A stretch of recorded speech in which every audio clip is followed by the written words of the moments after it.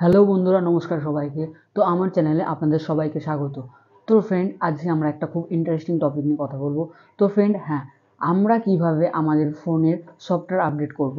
তো অনেকেই আপনারা জানেন যে কিভাবে ফোনের সফটওয়্যার আপডেট করতে হয়, আবার অনেকেই জানেন না। তো ফ্রেন্ড, আজকে আমরা দেখব যে কিভাবে ফোনের সফটওয়্যার আপডেট করবেন। তো ফ্রেন্ড, আপনাদের সরাসরি মোবাইল স্ক্রিনে নিয়ে চলে যাই। চলুন দেখে নেওয়া যাক কিভাবে আপনারা আপনাদের মোবাইলের সফটওয়্যার আপডেট করবেন। তো ফ্রেন্ড, দেখতে পাচ্ছ আমরা মোবাইলের স্ক্রিনে চলে এসেছি। তো মোবাইল স্ক্রিনে আসার পর আপনাদের সর্বপ্রথম আপনাদের যেখানে সমস্ত অ্যাপসগুলো আছে সেই জায়গাটা ওপেন করে নিতে হবে। ওপেন করার পর আপনারা উপরে একটা সার্চ বার বলে একটা অপশান দেখতে পাবেন, ওখানে আপনাদের সেটিংগুলো সার্চ করতে হবে। তো সেটিংগুলো সার্চ করার পর এখানে সেটিং অপশানটাতে ক্লিক করতে হবে। সেটিং অপশানে ক্লিক করার পর স্ক্রল ডাউন করে একটু নিচে যাবেন, বা আমি আপনাদের একটা অন্য পদ্ধতি দেখতে দিচ্ছি। তো সরাসরি ব্যাক চলে আসবেন।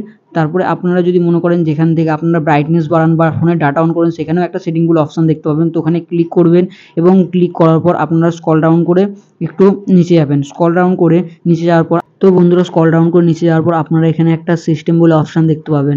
তো ফ্রেন্ড, সিম্পলি আপনাদের কিচ্ছু করতে হবে না, শুধু সিস্টেম বলে অপশানটাতে আপনারা ক্লিক করে নেবেন। সিস্টেম বলে অপশানটায় ক্লিক করার পর আপনাদের সামনে এরকম একটা ইন্টারফেস খুলে যাবে। তো ফ্রেন্ড, এরকম একটা ইন্টারফেস করার পর আপনাদের মাঝের দিকে দেখতে পাবেন সফটওয়্যার আপডেট বলে একটা লেখা আছে। তো ফ্রেন্ড, ওইখানে আপনারা ক্লিক করবেন। আপনাদের মোবাইল যদি আপডেট করা থাকে তবে আপনাদের এখানে আপডেট দেখাবে না, আর যদি আপডেট না করা থাকে তবে এখানে আপনাদের অবশ্যই আপডেট বলে অপশন দেখাবে। তো বন্ধুরা, এই ছিল আজকের ভিডিও। তো ভিডিওটা যদি ভালো লাগে ভিডিওতে একটা লাইক করবেন এবং চ্যানেলটাকে সাবস্ক্রাইব করে যেতে ভুলবেন না। তো ফ্রেন্ড, ততক্ষণ আপনারা ভালো থাকবেন, সুস্থ থাকবেন। দেখা হচ্ছে আবার একটা নতুন ভিডিওতে।